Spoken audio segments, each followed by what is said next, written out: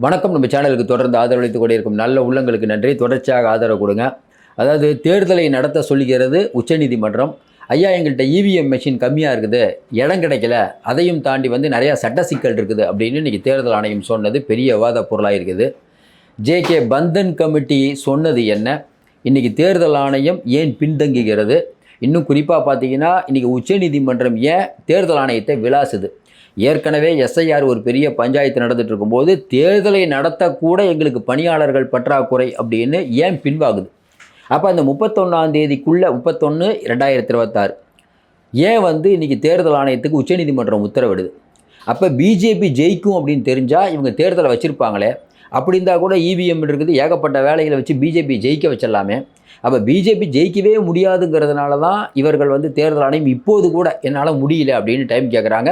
உச்சநீதிமன்றம் சொல்லிடுச்சு 31ஆம் தேதி தேர்தலை நடத்தியே ஆக வேண்டும். அப்படி என்ன தேர்தல்? அப்படி என்ன முக்கியமான தேர்தல்? நீங்கள் கேட்கலாம், என்னங்க 31ஆம் தேதி அப்படின்னா பீகார் வரப்போகுது, அடுத்த வருஷம் 31 எந்த எலெக்ஷனுங்க அப்படின்னு கேட்டிங்கன்னா மும்பை மகாராஷ்டிராவில் உள்ள மாநகராட்சி தேர்தல்.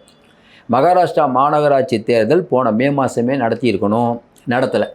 ஏன்னா அவங்களுக்கு தெரியும், ஜேகே பந்தன் கமிட்டி ஒரு ரிப்போர்ட்டை கொடுத்ததுனால அந்த ஓபிசி இடஒதுக்கீடு பிரச்சனை வந்ததுனால தள்ளி வச்சாங்க. இப்போ கண்டிப்பாக நடத்தணும் அப்படின்னு சொல்லும்போது அநேகமாக நவம்பர் டிசம்பரில் நடத்தியிருக்கணும். தேர்தல் ஆணையம் எங்கள்கிட்ட பணியாளர்கள் இல்லை அப்படின்னு கேட்டு அந்த கேஸ் வந்தது. அந்த கேஸில் இன்றைக்கி நீதிபதி ஜமால்யா, அதுக்கப்புறம் சூரியகாந்த் அவர்கள், பாக்ஸி அவர்கள் தலைமையிலான அமர்வு ஒரு உத்தரவு பிறப்பிச்சிருக்காங்க. 31ஆம் தேதி தான் எண்டு. சரி, இன்றைக்கி இந்த மாநகராட்சி தேர்தல் நடக்கிறதுல ஏன் தேர்தல் ஆணையம் இவ்வளவு கவனக்குறைவாக இருக்குது? ஒன்றும் இல்லை, மும்பை மாநகராட்சின்னு எடுத்திங்கன்னா மொத்தம் 227, அதில் 114 ஜெயிச்சா தான் நீங்கள் மெஜாரிட்டி. அந்த 114 போன தடவை நின்னது யாருன்னா சிவசேனா 84, பிஜேபி 82, காங்கிரஸ் ஒரு 31. இதுதான் போன தடவை நின்று ஜெயிச்ச தொகுதிகள். இப்போ எங்கே சிக்கல் வருதுன்னா, இன்றைக்கி இருக்கக்கூடிய சூழ்நிலையில் தேர்தல் வச்சா பெரும்பாலான மாநகராட்சியில் இந்தியா கூட்டணி ஜெயிச்சிடும். அதற்கு காரணம் இந்தியா கூட்டணி மேலே ஓஹோன்னு மக்கள் ஆதரவு அப்படிலாம் இல்லை, பஸ் ஃபேரை அப்படியே டபுள் ஆக்கிட்டாங்க. அதையும் பார்த்தீங்கன்னா உரிமை தொகையை கொடுத்துட்டு இருந்தவங்கள கிட்டத்தட்ட 70 லட்சம் பேரை நீக்கிட்டாங்க. இப்போ மாநிலம் முழுக்க பார்த்தீங்கன்னா இந்த பிரச்சனை ஒரு பெரிய பேசும் பொருளாச்சு. நம்ம வச்சு ஏமாற்றிட்டாங்கங்கிற ஒரு கோபம் அங்கே மக்கள்கிட்ட இருக்குது. இப்போ இங்கே நம்ம திமுகவை சொல்கிறோம்ல, எல்லாத்துக்கும் கொடுக்குறேன் நீங்கள் கொடுக்கலன்னு, அங்கே அப்படி இல்லை, கொடுத்து நிறுத்திட்டாங்க. இது ஒரு பெரிய பிரச்சனையாக போயிட்டுருக்கு. ஏற்கனவே உங்களுக்கு தெரியும், பாராமதியில் சர்க்கரை அங்கே அது ஒரு பிரச்சனை பெருசாக ஓடிட்டுருக்கு. இன்னொரு பக்கம் பார்த்தீங்கன்னா இந்த மராத்தா இடஒதுக்கீடு இப்போ கொடுக்குறேன்னு சொல்லியிருந்தாலும் அந்த மக்கள் இன்னும் நிம்மதி பெருமூச்சை விடவில்லை. இவ்வளோ பிரச்சனையில் ஓடிட்டு இருக்கும்போது இன்றைக்கி கோலாப்பூர் ஆகட்டும், பால்கன் ஆகட்டும், அப்புறம் தானே ஆகட்டும், துலே ஆகட்டும், சாங்வி, இந்த ஏரியா, அது மும்பை, இந்த ஏரியாவில் இருக்கக்கூடிய மாநகராட்சிகள் அப்படிங்கிறது இன்றைக்கி காங்கிரஸுடைய கோட்டையாக மாறிக்கொண்டிருக்கிறது. அதற்கு காரணம் நம்ம ஏற்கனவே சொல்லிட்டோம். இன்னும் குறிப்பாக பார்த்தீங்கன்னா இந்த உள்ளாட்சி தேர்தலில் நவநிர்மாண் சேனா, ராஜ் தாக்கரேவும் உத்தவ் தாக்கரேவும் ஒன்றா சேர்ந்து நிற்க போகிறாங்க. அது பெரிய பிரச்சனை. இப்போ என்ன சிக்கல்னா, காங்கிரஸ், நவநிர்மாண் சேனா, அப்புறம் உத்தவ் தாக்கரே, சரத்பவார் இவங்க நின்னாங்கன்னா பிஜேபி கூட்டணிங்கிறது ரொம்ப ரொம்ப சொற்பமாக தான் ஜெயிப்பாங்க. இப்போ எல்லாத்த விட கவலை என்னென்னா, இந்த தானே அப்படிங்கிறது ஏக்நாத் ஷிண்டேவுடைய கோட்டை. இப்போ அவர் அந்த சீட்டு கேட்குறாரு, அவரே நின்னா கூட தோற்றுருவார். ஏன்னா நவநிர்மாண் சேனா அங்கே ஓரளவுக்கு ஆள் இருக்காங்க. ஏன்னா இந்த எப்படி சொல்கிறதுனா, சிவசேனா அப்படிங்கிற ஒன்று, நான் தான் சிவசேனான்னு இவர் சொல்லிட்டு இருந்தாலும் பிரிந்த சகோதரர்கள் ஒன்று சேர்க்காகும் போது அந்த வலிமைங்கிறது வேறு. சரி, இப்போ தேர்தல் ஆணையம் என்ன சொல்ல வருது அப்படின்னு பார்த்தீங்கன்னா, இந்த மும்பை மாநகராட்சி அப்படிங்கிற தேர்தலை நடத்த சொல்லி ரொம்ப நாளாக உச்சநீதிமன்றம் சொல்லிட்டு உயர்நீதிமன்றத்துலேயும் கேஸ் போட்டாங்க. அப்போ ஏற்கனவே ஒரு தடவை கேஸ் வரும்போது என்ன சொன்னாங்கன்னா, 2022 அப்போ ஜேகே பந்தன் கமிட்டின்னு கமிஷன் ஒன்று ஃபார்ம் பண்ணாங்க.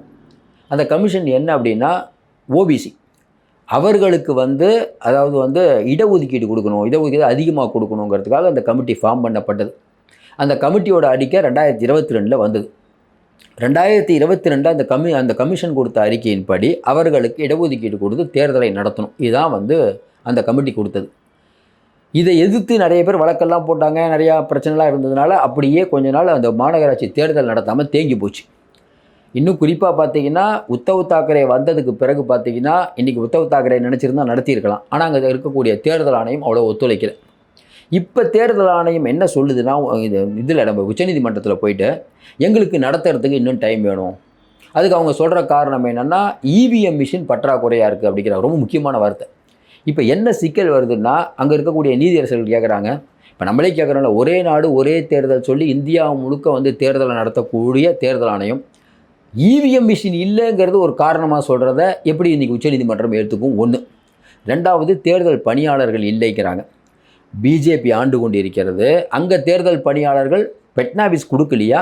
என்ன நடந்தது? ஏன்னா மம்தா பானர்ஜி ஆட்சி செய்யக்கூடிய மேற்கு வங்காளத்தில் இதே மாதிரி வந்து தேர்தல் அலுவலர்கள் கொடுக்கலன்னு தேர்தல் ஆணையரே லெட்டர் எழுதுகிறார். ஞானேஷ்குமார் மேற்கு வங்காள முதலமைச்சருக்கு லெட்டர் எழுதுகிறார்.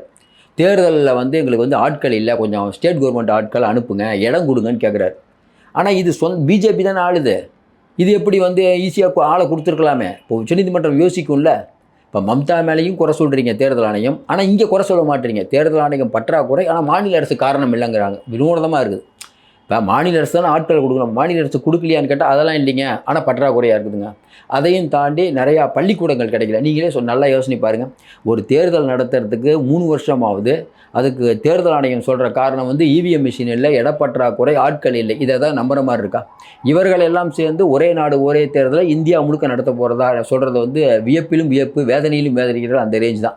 சரி, இது எல்லாத்தையும் தாண்டி இப்போ நம்ம சொன்ன மாநகராட்சியோட இன்னைய நிலைமை என்ன? நம்ம ஏற்கனவே சொன்ன மாதிரி இன்றைக்கி இருக்கக்கூடியதில் பெரும்பான்மையான மாநகராட்சியை தான் கைக்குள்ளே வச்சுக்கணும்னு பிஜேபி நினைக்குது. எப்படியாவது நிறையா மாநகராட்சியை தான் கைக்குள்ளே வாங்கணும்னு ஷிண்டே நினைக்கிறார். ஷிண்டே முயற்சி வெற்றி பெறாது. ஏன்னா இன்றைக்கி சரியோ தப்போ ஷிண்டேட்டு இருக்கக்கூடிய எம்எல்ஏக்கள் கூட இன்றைக்கி பெட்னாவிஸ் பக்கம் வந்துட்டாங்க. ஏன்னா சார், காத்தடிக்கிற பக்கம் தான் திரும்பவும். இன்றைக்கி என்ன நிலவரம்? இன்றைக்கி ஏற்கனவே உங்களுக்கு தெரியும், ஓபிஎஸ் இங்கே இருக்கக்கூடிய எடப்பாடி பழனிசாமி, இந்த பக்கம் செம்மலை முனுசாமி எல்லாம் ஓபிஎஸ் கூட தான் இருந்தாங்க. ஆட்சி கை பவர் வந்துருச்சு, எடப்பாடி பக்கம் போயிட்டாங்க. இன்றைக்கி அதே தான். இன்றைக்கி ஷிண்டே ஆதரவில் இருக்கக்கூடிய எம்எல்ஏக்களில் பல பேர் மேலே கிரிமினல் வழக்கு இருக்குது, பல பேர் மேலே ஊழல் வழக்கு இருக்குது. கொஞ்ச நாளைக்கு முன்னாடி அதில் வந்து 10 பேர்கிட்ட இருக்கக்கூடிய இசட் பிரிவு பாதுகாப்பை வந்து ரத்து பண்ணிட்டாங்க. யார்? மாநில அரசு. அப்போ இவர்களுக்கெல்லாம் வந்து இன்றைக்கி வந்து நம்ம பிட்னாவிஸோட தயவு தேவை. அங்கே எப்படின்னா உங்களுக்கு மும்பையில் துப்பாக்கி எடுத்து சுட்டுறாங்க. அப்போ மாநில போலீஸார் ஒத்துழைக்கணும். இதெல்லாம் இன்றைக்கி பிட்னாவிஸில் தான் அதிகாரம் இருக்குன்னா நிறைய பேர் சரணடைஞ்சிட்டாங்க. இன்னொன்று, தொழில் பண்ணிகிட்டு இருக்கவங்க வந்து பிட்னாவிஸை எடுத்து பேச முடியாது. அப்போ இந்த தடவை ஷிண்டே அவர்கள் கோரிக்கையை பிட்னாவிஸ் ஏற்றுக்க மாட்டார். ஆனால் ஷிண்டே வளர்த்து விடணும்னு மோடி நினைக்கிறார். ஏன்னா பிட்னாவிஸை அடக்கி வைக்கணும்னு நினைக்கிறார். ஆனால் ஆர்எஸ்எஸோடைய நேரடி பார்வையில் இருக்கார் பிட்னாவிஸ். இதுதான் இப்போ சிக்கல். அப்போ ஷிண்டே அவர்களுக்கு மோடி ஆதரவு தந்தாலும் இங்கே வந்து நடக்காது. இன்னொன்று, லோக்கலில் பிஜேபியும் வளர்க்கணும். பிஜேபி இதை அவருன்னு நினைக்கிறார் பிட்னாவிஸ், அஜித் பவாரை கொஞ்சம் தூக்கி விடுவோம், ஷிண்டேவை அமுக்குவோம். அதனால் ஷிண்டேவுக்கு பல தொகுதிகள் கிடைக்குமாங்கிறதே சந்தேகம். இன்னொரு பக்கம் பார்த்திங்கன்னா உத்தவ் தாக்கரே ஷிண்டே இந்த சண்டை. இதில் உத்தவ் தாக்கரேவும் அப்படியே இருக்கணும், ஷிண்டேவும் அப்படியே இருக்கணும். பிஜேபியோட கணக்கு என்ன? ஷிண்டேவும் ரொம்ப வளர்ந்துடக்கூடாது, உத்தவ் தாக்கரே வளர்ந்துக்கூடாது. இவர் அந்த அப்போ குரங்கு வந்து பிரித்து கொடுக்குறக்காக தான் 2 பேரும் பிரித்து போய் 2 பேருக்கும் இல்லாத ஆகி போச்சு. இப்போ பிஜேபி வந்து 2 பேரையும் அடக்கி வைக்குது. ஒரு பக்கம் உத்தவ் தாக்கரேவை ஏற்ற விடுது, இவர் அடக்கி வைக்கிறாங்க. அப்போ வரக்கூடிய மாநகராட்சி தேர்தலில் ஒருவேளை ஷிண்டேக்கு கம்மியான தொகுதிகள் ஒதுக்கப்பட்டால் அது அவருக்கு பின்னடைவு. அவர் வெளியிலையும் போக முடியாது. ஏன்னா நீங்கள் வந்து மினிஸ்டராக இருக்கார், வெளியிலாம் அவ்வளோ ஈஸியாக விட்டுறாது பிஜேபி. ஏற்கனவே ஒரு மேலே நிறையா கேஸ் இருக்குது. உத்தவ் தாக்கரேக்கு என்ன வலிமைன்னா, பிரிந்த சகோதரர்கள் ஒன்று சேரும்போது ஒரு ஒரு ஒரு மாஸ் வெற்றி இருக்கும். இன்னொன்று, மாநில அரசுக்கு எதிரான அதிருப்தி இன்றைக்கி மக்கள்கிட்ட இருக்குது. இன்னொன்று கேட்கலாம், நீங்கள் சொல்கிற மாதிரி ஏங்க அங்கே வந்து பணம் கிணம்லாம் கொடுத்து வந்து கிரவுண்டில் ஆளுங்களை வச்சு அப்படின்னா, இன்றைக்கி வந்து சிவசேனா அப்படிங்கிற, அதுவும் கொஞ்சம் குறிப்பாக பார்த்தீங்கன்னா நவநிர்மாண் சேனா அப்படிங்கிறது இந்தி மொழியை எதிர்த்து அங்கே இருக்கக்கூடிய மராத்தி மொழி தான், மராத்தி இல்லாதவங்களாம் ஊரை விட்டு வெளியில் போங்கங்கிற அளவுக்கு பெரிய பண்ணக்கூடிய ஒரு கட்சி. அந்த இதில் போய் இங்கே பாட்டாளி மக்கள் கட்சி மற்றவங்களாம் மாநாடு போடும்போது அந்த இதெல்லாம் டோல்கேட்டெல்லாம் அடித்து உடப்பாங்க தெரியுமா, காசு கொடுக்க மாட்டேன், அந்த ரேஞ்சில் பண்ணுவாங்க அவங்க. உங்களுக்கு தெரியும், பக்கத்தில் நிறைய பேர் அடித்ததெல்லாம் தெரியும், நவநிர்மாண் சேனா தான். அப்படி இருக்கக்கூடியவங்க நிறைய இடத்துல அவங்க ஆட்கள் இருக்காங்க. இப்போ வந்து இந்த இந்தி நாள் கொண்டாடுறது, இந்தியை பற்றி பேசுகிறது, இதெல்லாம் பிஜேபி பேச பேச பேச, அதுவும் இல்லாமல் பிட்னாவிஸ் அவர்கள் இந்தியை கொண்டு வந்து பின்வாங்கினது, இதெல்லாம் அங்கே மாநிலத்தில் பெருசாக எதிரொலிக்குது. இந்த நேரத்தில் மாநகராட்சி தேர்தல் வந்தால் நம்ம தோற்று போயிடுவோங்கிறதுனால தான் தேர்தல் ஆணையம் பிஜேபிக்கு சாதகமாக தேர்தலை வைக்காமல் இருந்தது.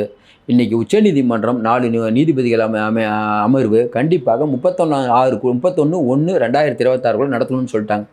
இது வந்து மிகப்பெரிய ஒரு அதிர்ச்சியான சம்பவமாக பார்க்கப்படுது. ஏன்னா பீகார் எலெக்ஷன் முடிஞ்சவொன்னே வருது. இப்போ மகாராஷ்டிராவில் ஒரு வேளை மாநகராட்சியை நிறையா வந்து உத்தவ் தாக்கரே இந்தியா கூட்டணி ஜெயிச்சிருச்சுன்னா இவங்க சொல்லுவாங்கல்ல, பார்த்தீங்களா ஏற்கனவே நீங்கள் ஃப்ராடு பண்ணி ஜெயிச்சிங்க, இப்போ ஒழுங்காக எலெக்ஷன் வைக்கும்போது நீங்கள் தோத்துட்டீங்க அப்படிங்கிற எண்ணம் வந்துவிடும். அது பிஜேபிக்கு நல்லதில்லை.